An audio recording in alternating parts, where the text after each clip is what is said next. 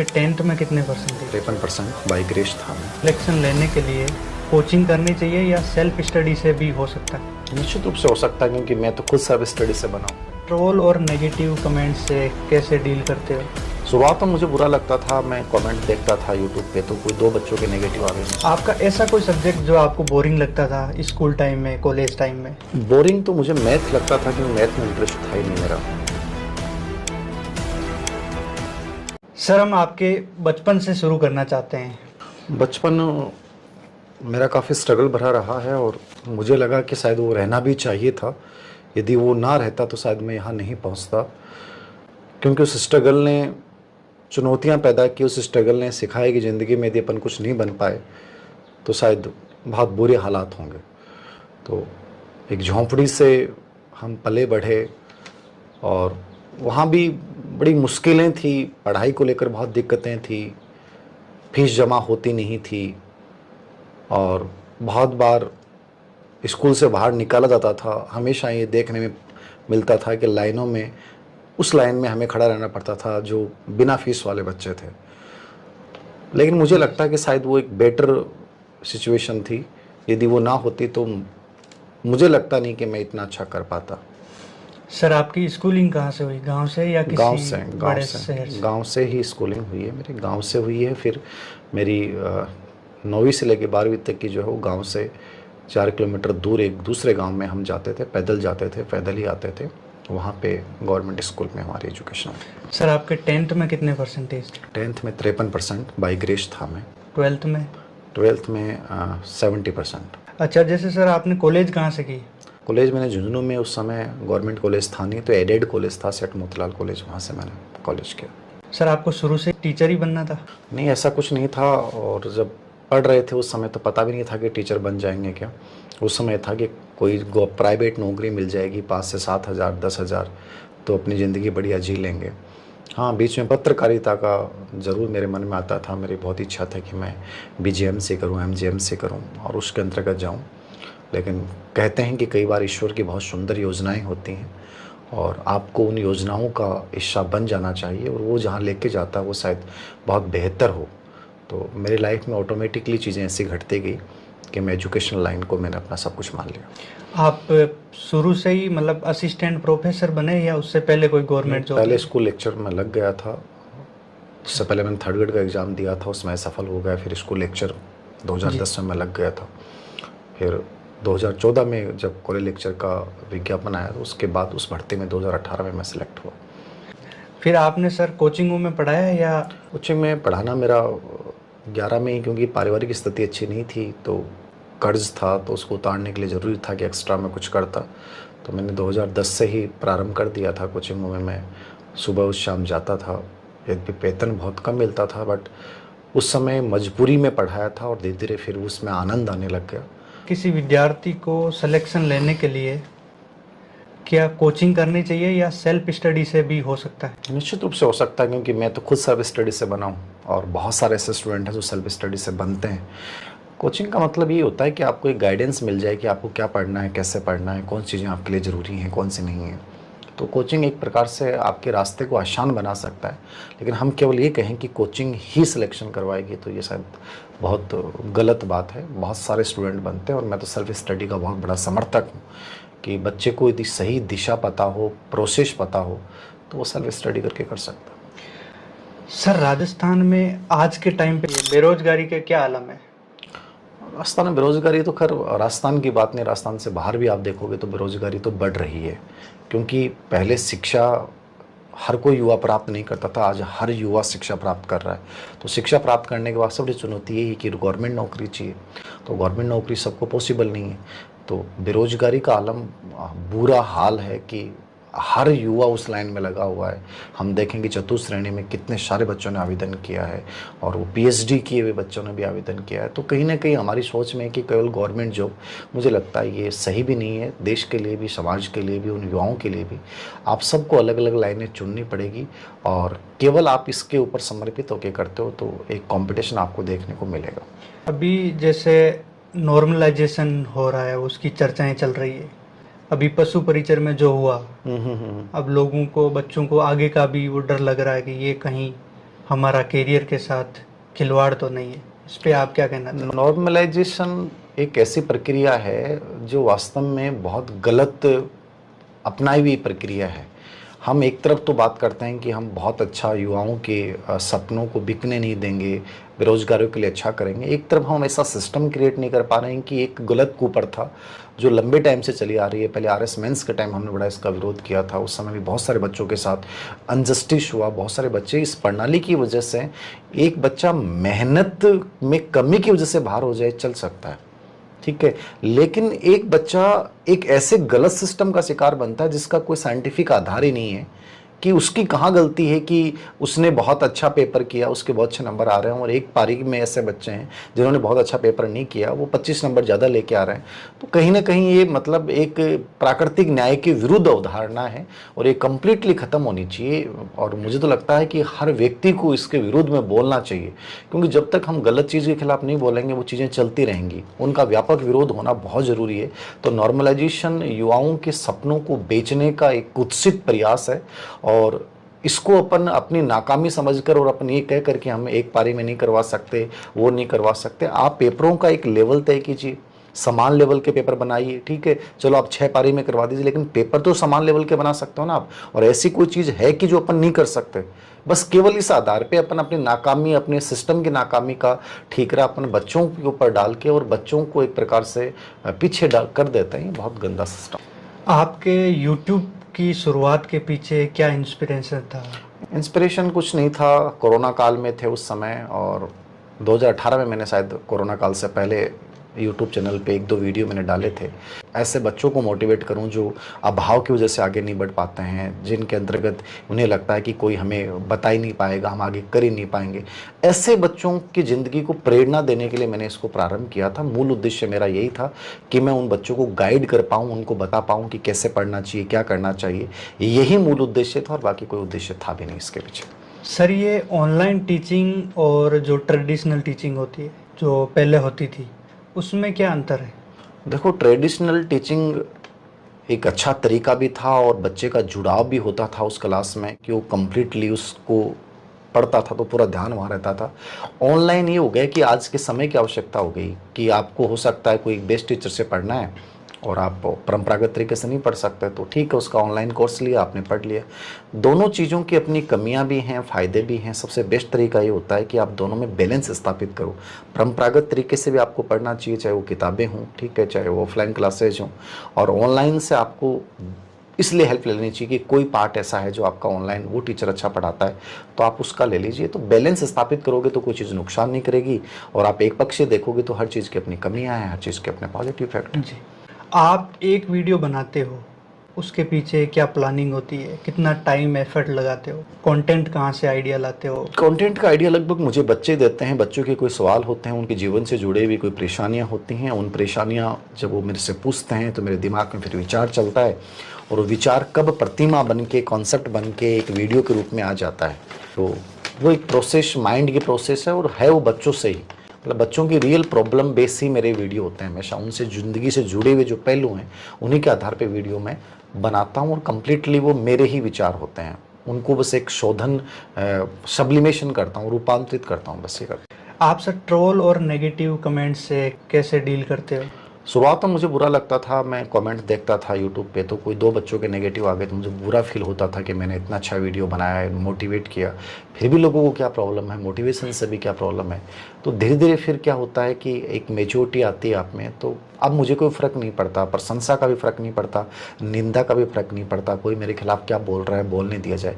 But मुझे यदि काम करके संतुष्टि मिल रही है तो काम मुझे करना है। मैं एक ही चीज़ में विश्वास रखता हूँ, आपको जिस काम में आनंद आ रहा है वो कीजिए आप, ठीक है। जिस काम से 10 बच्चों की ज़िंदगी में भी बदलाव आ रहा है तो आप कीजिए।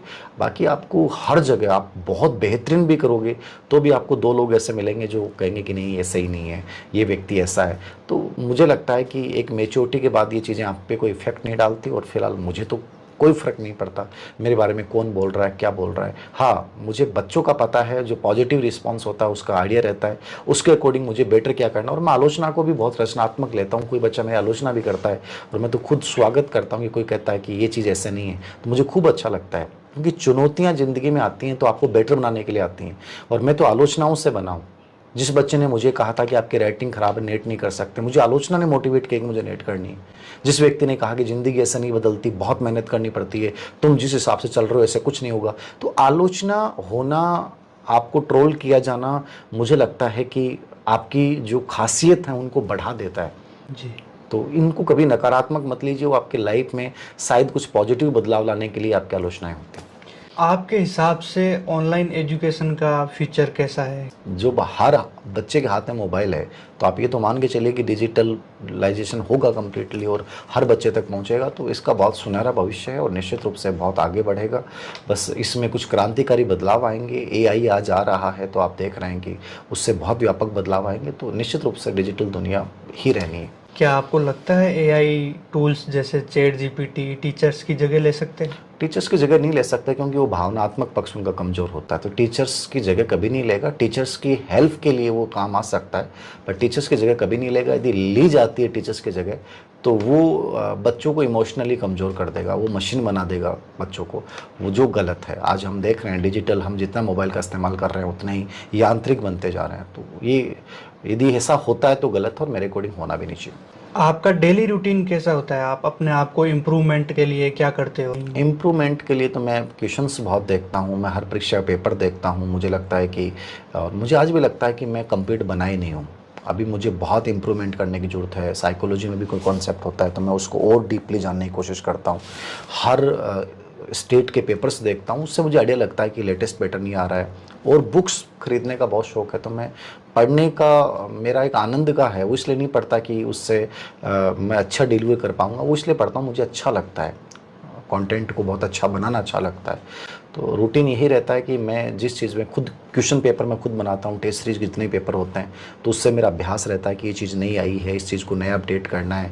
तो ये सबसे बड़ी चीज़ है। और हर टीचर को आज मैं कई बार देखता हूँ, कई बार सुनता हूँ अपने साथियों से कि हम तो टेस्ट सीरीज के पेपर उससे बनवा रहे हैं, हमने 2 बच्चे रख रखे हैं, 4 बच्चे। बुरा लगता है कि जब आप उन बच्चों से बना रहे हो तो आप क्या सीख रहे हो फिर? सही तो आपकी सीखने की प्रक्रिया तो बंद हो गई। चलो आपका नाम हो गया और आप आज दूसरे व्यक्तियों से पेपर बना रहे हो, तो आप उतना जस्टिस थोड़ी कर सकते हो। आप में अंदर तो इम्प्रूवमेंट होना ही बंद हो गया, आपको पता नहीं चलेगा लेटेस्ट पेपर क्या है, लेटेस्ट पैटर्न क्या है। तो मैं आज भी इस चीज़ में विश्वास रखता हूँ कि मेरा काम मैं खुद ही करूँगा जो मेरी प्रायोरिटी वाला है। तो स्पेशली पेपर बनाना, पढ़ना, ये दोनों काम मैं खुद ही करता हूँ। उनमें क्या बेटर चीज़ें की जा सकती हैं, उससे मुझे बहुत सीखने को मिलता है कि नई चीज़ें आ रही हैं, तो ये बहुत ज़रूरी है। ऐसा कोई विद्यार्थी जो आपको इमोशनली टच कर गया हो? बहुत सारे विद्यार्थी ऐसे आए हैं, क्योंकि जब मैंने शुरुआत की थी तो बहुत सारे स्टूडेंट ऐसे आए जो बहुत गरीब तबके से थे, जिनके सपने बड़े थे बट परिस्थितियाँ अनुकूल नहीं थी। उनसे जब मिला तो उन्होंने कहा सर कुछ भी नहीं हो सकता, क्या करेंगे। पर धीरे धीरे उनकी लाइफ में बदलाव आया। बहुत सारे स्टूडेंट, एक पॉलिटिकल साइंस का स्टूडेंट था धर्मेंद्र, तो बहुत बुरे हालात थे उसके। तो मतलब ऐसे स्टूडेंट कई, धर्मेंद्र नहीं, कई बहुत सारे स्टूडेंट हैं जो ज़िंदगी में। एक मेरा 3rd ग्रेड का स्टूडेंट था जिसकी पत्नी ने उसे छोड़ दिया था, वो ऑफिस में आके मिला था कि मुझे पढ़ना है। मैंने कहा पढ़ो, मुझे कुछ नहीं चाहिए। और कोई भी गरीब स्टूडेंट मेरे से आके मिलता है, हालात से मजबूत स्टूडेंट मिलता है, तो मुझे उसकी मदद करना बहुत अच्छा लगता है, उसको इमोशनली सपोर्ट देना बहुत अच्छा लगता है। तो कोई 1-2 स्टूडेंट नहीं है, ये हज़ारों की संख्या में स्टूडेंट हैं, हज़ारों की संख्या में लड़कियां ऐसी हैं जो आर्थिक हालात से, पारिवारिक परिस्थिति से हार के मिली और वो आज बहुत अच्छे पद पे हैं। सर, अगर कोई यूट्यूब पे पढ़ाना चाहता है, जो नया ही शुरू कर रहा है, उसके लिए कोई सलाह जो कंसिस्टेंट रह सके?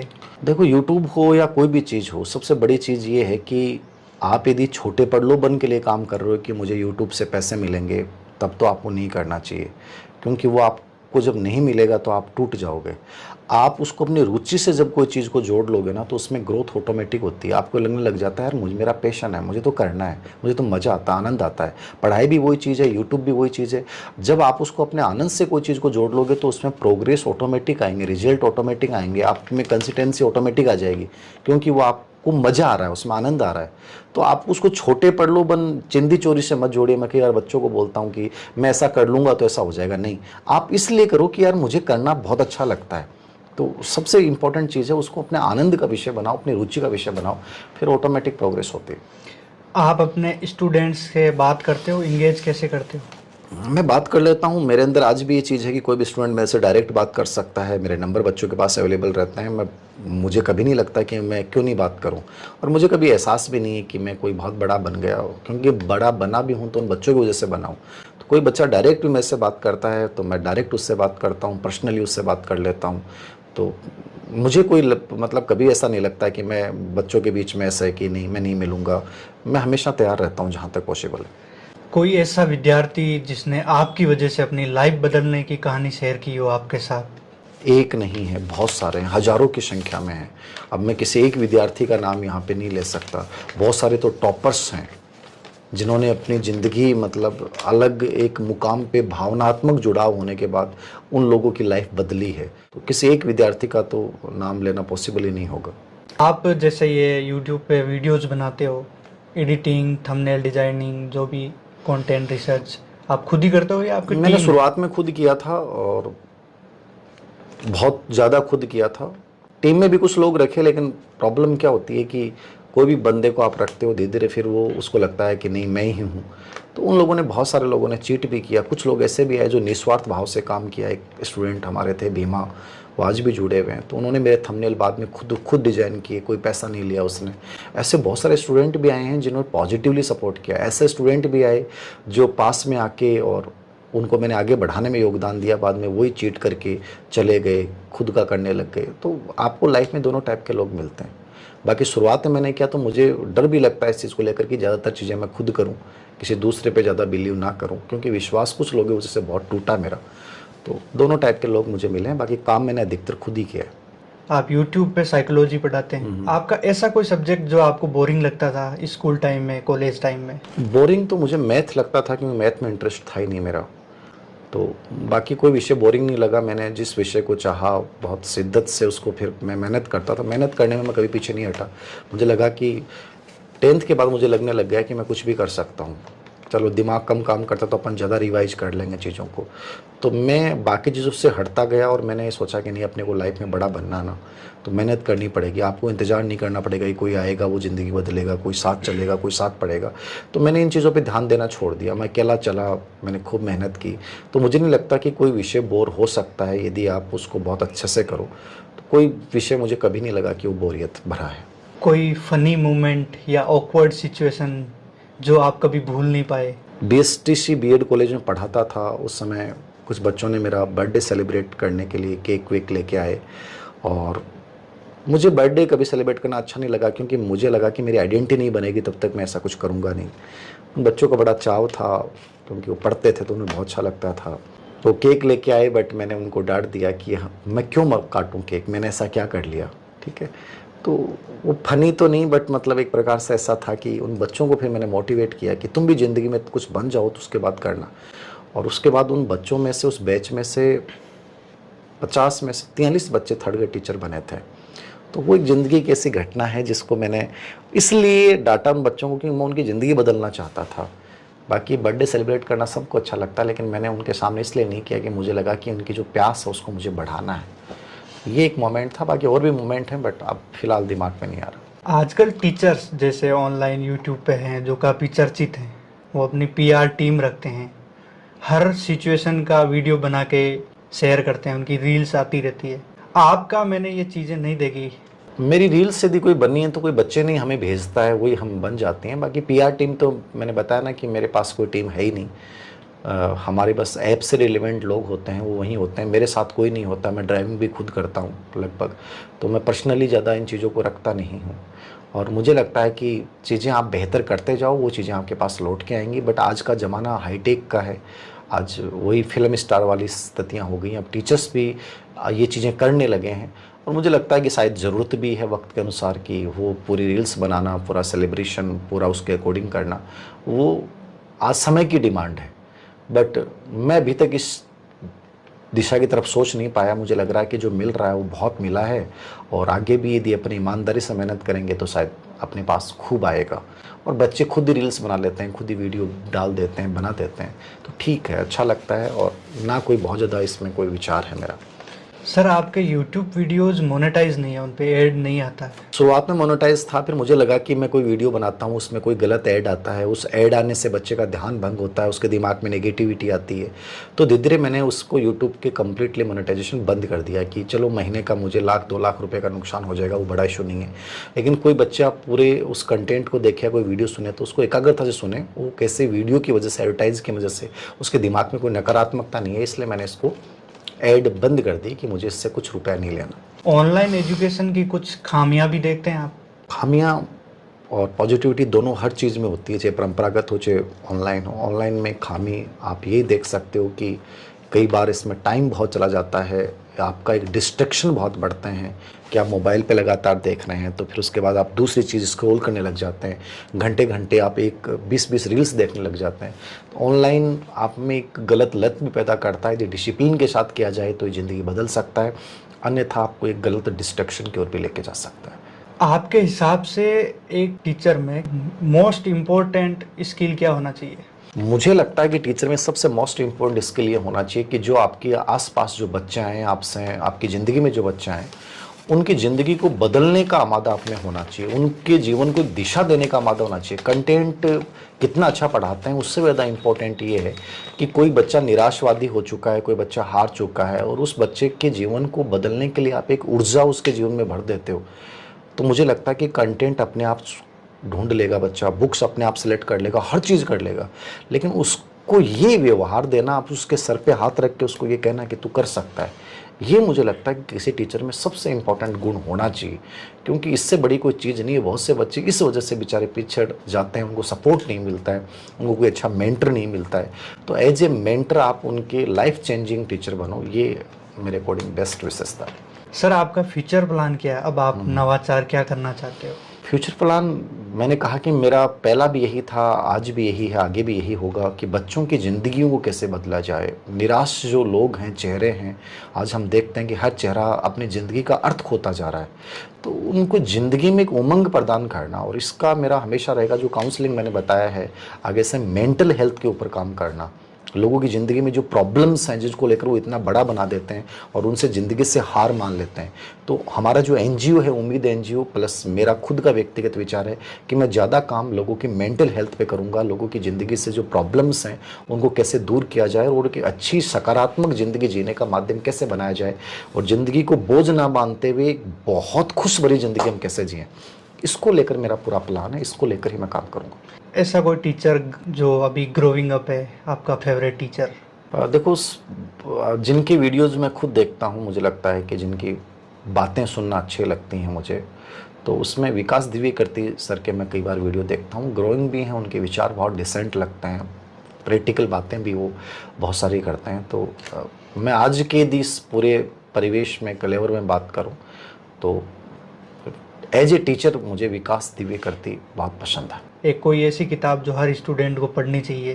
मुझे लगता है एटॉमिक हैबिट जो है वो बच्चे को ज़रूर पढ़नी चाहिए, क्योंकि आदतें आपके व्यक्तित्व और चरित्र का निर्माण करती हैं। और आपने 2 अच्छी आदतें बना ली तो आपकी पूरी ज़िंदगी बदल जाएगी, और आप में एक बुरी आदत है तो आपकी पूरी ज़िंदगी बर्बाद हो जाएगी। आदतें सबसे बड़ा कारक है। तो एटॉमिक हैबिट्स जो है ना, वो बुक्स हर बच्चे को पढ़नी चाहिए मेरे अनुसार।